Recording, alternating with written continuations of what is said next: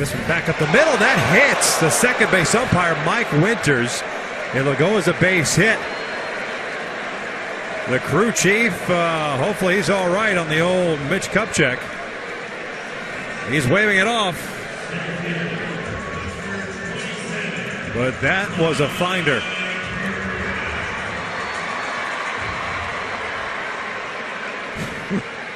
Said he's all right. This baseball was hit extremely well, too, again by Calhoun.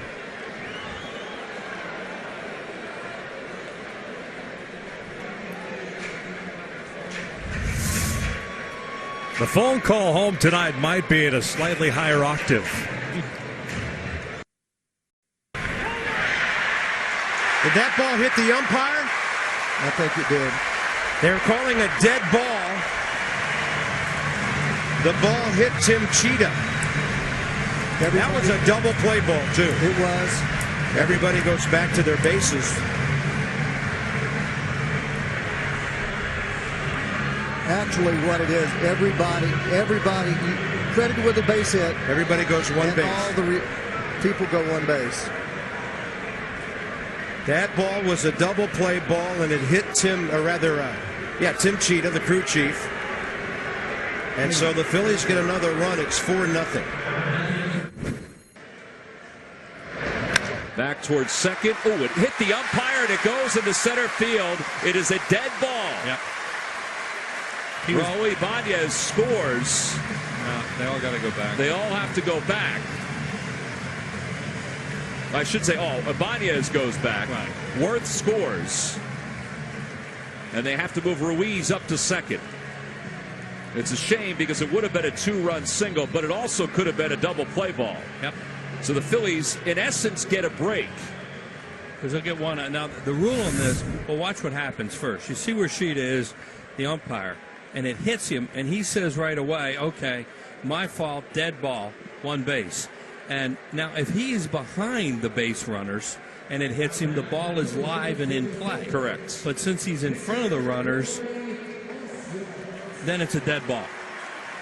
So you give it RBI to Valdez. Right. It hit the mound. That's what got Cheetah, because the thing hit the mound and changed directions in a hurry, and it nailed him.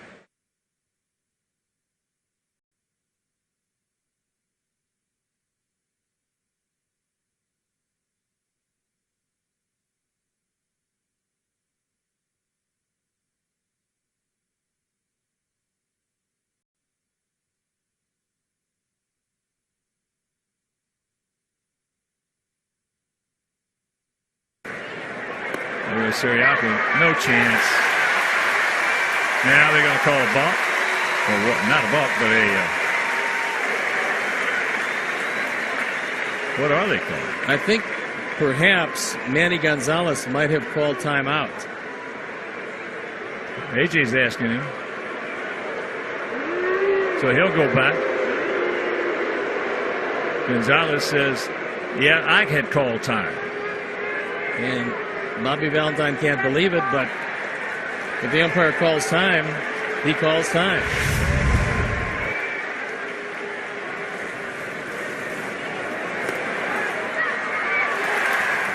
Didn't see him call time, however. I didn't either. I saw him stand up, but then he went back down to look at the pitch.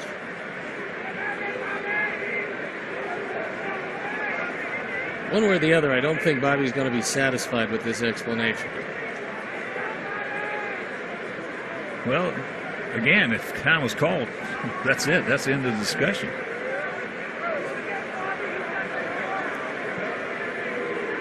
This could be, Mike Leary says, on this shot right here, let's see if the umpire interfered with the throwing motion of AJ. Yep. That's why he called. The umpire's interference. Put it on the mask. AJ ought to think about that. 'Cause that's not a bad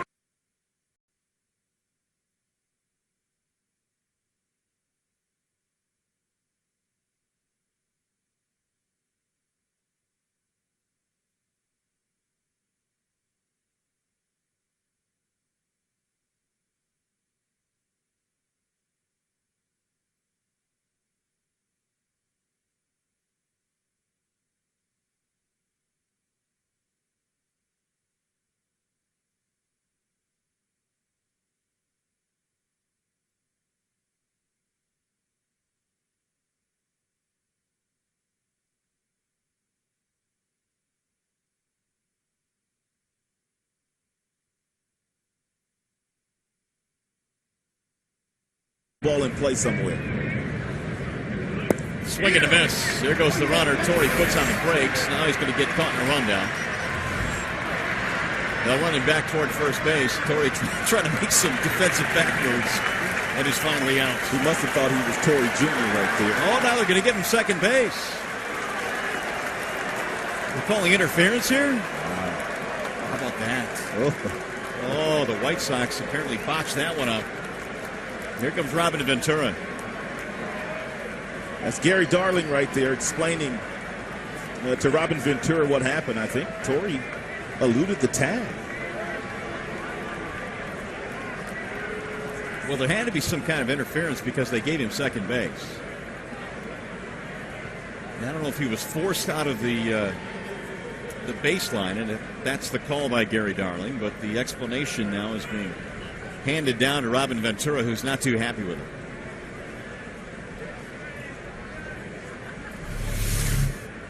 And we'll see what happens once Tuiasosopo swings and misses. And Torrey thinks he's a dead duck. Check these moves out. Yeah, now it looks like I think Dunn got in front of Torrey Hunter is what they're going to call maybe. Watch Adam Dunn here. Torrey ran into Dunn. This is a bad call. Yeah, you're right. It's a bad call. Meanwhile, Ventura. And that's why Robin Ventura, I don't know if he's been run or not, but he should get run. Has been tossed out of this game. And so this argument will continue here. I just didn't see anything wrong there, did you? No, I didn't.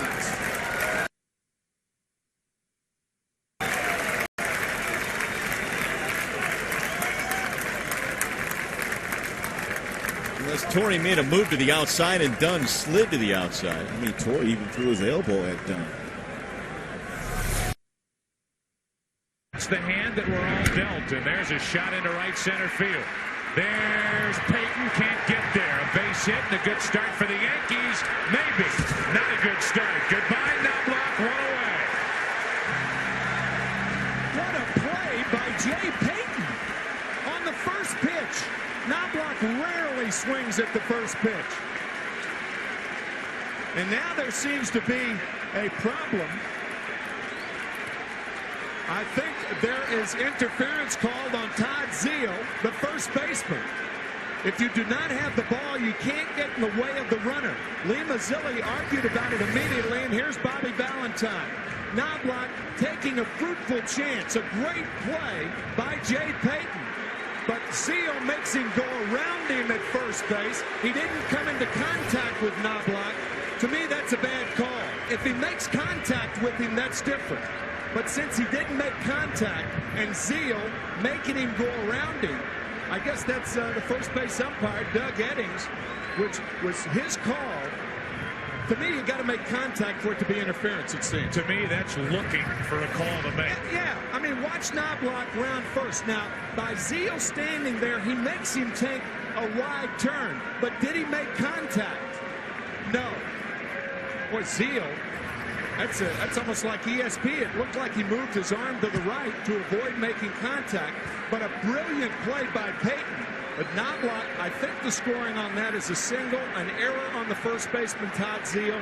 But nonetheless, a great play by Payton. Now they're going to get together and at least talk about it, I believe. The umpires are. But nobody would have had a better view of that than the first base umpire, Doug Eddings. I mean, who's going to say they had a better view of that? Eddings made the call. And you can get into arguments all day long about that baseline between first and second base. Sure. Who's in it, who's out of it, what the proper play is. Bobby Valentine now is going to reenact, and he's going to the footprints to show the path that Knobloch took down to second base, which isn't a bad idea. I think Valentine will protest this game. I think if you protest, you have a point. And you bring up in the protest that the base runner, Knobloch, and Zeile did not have contact. I don't know if Valentine knows he's been kicked out of the game. Well, that's showing up the umpires right there. Once again, one pitch and we're already into it. Knobloch did not make contact with Zeile, but in the umpire's judgment, I guess Doug Eddings is saying that by Zeal placing himself right there, he forced Knobloch to make a wide turn. If you want to hear how it reads in the rule book, obstruction is the act of the fielder who, while not in possession of the ball and not in the act of fielding the ball, impedes the progress of any runner. Did he impede the progress? I mean, you could take any route to second base. Zeal was well off the bag, and in my estimation, at least out of the baseline. I think this is a protest right here. I think the protest, usually when the home plate umpire goes down to the dugout, a protest is being lodged, and I don't blame Valentine. It's a base hit. It is an error, as you said, Tim. On the first baseman, Zeal, it'll be his 8th error, but no error in that category this season. Lost in this whole thing, Joe, is the play that Jay Payton made in center field. Watch this play. A short hop, a diving desperation dive, a great throw to second base. Knobloch's easily out. And this is really the other point of the argument. Obstruction is obstruction. Interference is interference. But where Zeal was standing, it certainly didn't make the difference between Knobloch being safe or out at second base. He was out by 20 feet. That's right. Because of national television, there are tickets still available by going to Phillies.com. Desmond bobbles the grounder, the chopper by Rollins.